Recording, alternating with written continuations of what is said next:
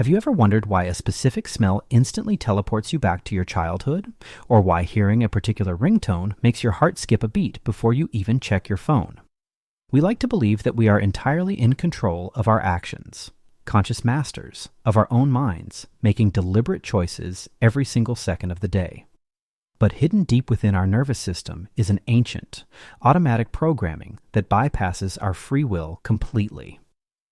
Long before modern neuroscience could map the brain, the inner workings of human behavior were considered a profound, untouchable mystery. It took a Russian physiologist who wasn't even studying psychology to accidentally stumble upon the mechanical code of the mind, proving that living creatures could essentially be hacked to react to meaningless signals. Before the dawn of the 20th century, the study of the mind was fractured into two very different philosophical camps. The first group, heavily influenced by early psychoanalysts like Sigmund Freud, argued that behaviors were driven by deep, unquantifiable subconscious desires that could never be truly measured in a laboratory. The opposing side consisted of strict biologists who believed the body was just a machine of hard-wired reflexes, reacting only to direct physical contact, like pulling your hand away from a hot stove. The idea that the brain could somehow be artificially rewired to physically react to something completely invisible or symbolic was widely considered absurd. In the 1890s, Ivan Pavlov wasn't trying to solve the riddles of psychology at all. He was actually obsessed with the digestive system. Born in a small Russian village in 1849, Pavlov had abandoned his initial path toward the priesthood to study the natural sciences, eventually becoming a brilliant surgical researcher. Working out of the Imperial Medical Academy in St. Petersburg, Pavlov developed incredibly precise techniques to study how dogs digested their food. By carefully rerouting salivary glands to the outside of the dog's cheeks, his team could collect and measure every single drop of saliva produced when the animals were fed meat powder.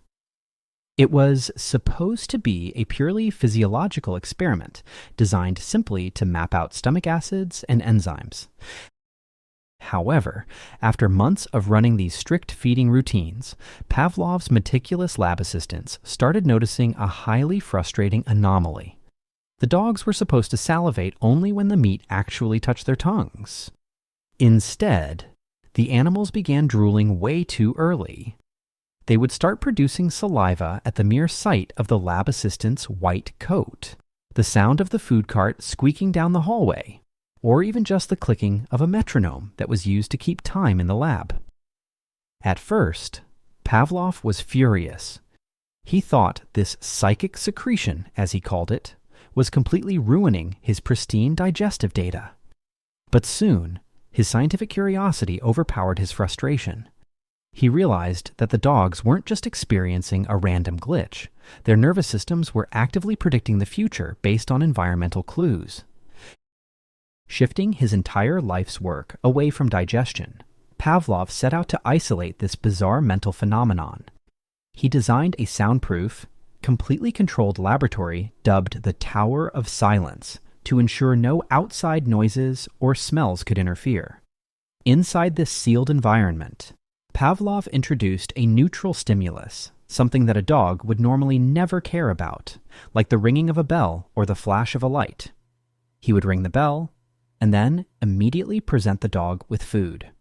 He repeated this exact sequence dozens of times, carefully tracking the saliva output in real time.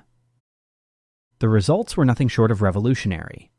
After enough repetitions, Pavlov could ring the bell and withhold the food entirely, yet the dog's body would still react exactly as if the meat were present. The animal's brain had forged a brand new neurological bridge, forever linking a meaningless sound to a hardwired biological survival reflex. Pavlov officially coined this process classical conditioning. He proved mathematically that learning wasn't just some abstract concept. It was a quantifiable, measurable physiological response. For mapping this incredible connection between environment and biology, Pavlov was awarded the Nobel Prize in 1904. While Pavlov's work with dogs was groundbreaking, The terrifying implications of his discovery hadn't yet been applied to the human mind. If a dog could be programmed to salivate at a bell, could a human being be programmed to feel intense emotions on command? 2 decades later, an American psychologist named John B. Watson decided to test this exact boundary in 1920 with his infamous and highly controversial Little Albert experiment.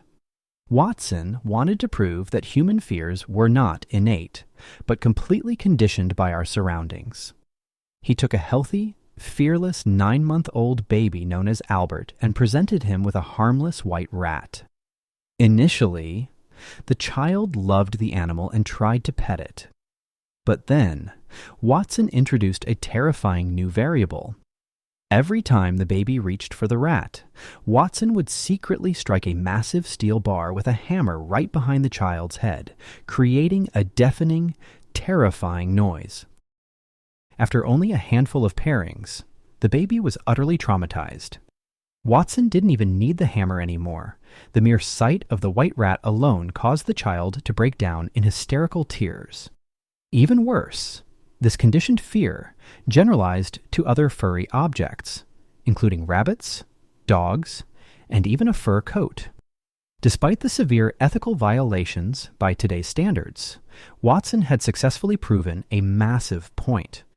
Human emotions, anxieties, and behaviors could be artificially engineered from the outside in. The scientific mapping of behavior didn't stop at simple emotional reflexes. If Pavlov proved we react to our past, Harvard psychologist B.F. Skinner emerged in the 1930s to prove we are controlled by our future consequences. Skinner introduced the concept of operant conditioning, building highly specialized environments that became known as Skinner boxes. Instead of just ringing a bell, Skinner placed pigeons and rats inside cages with complex levers and lights.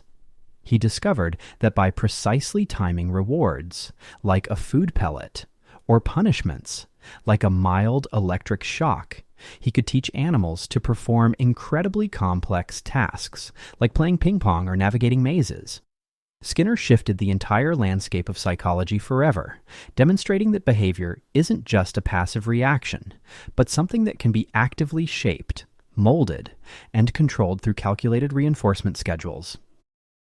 Today, the foundational discoveries of Pavlov, Watson, and Skinner have permeated absolutely every aspect of our modern society.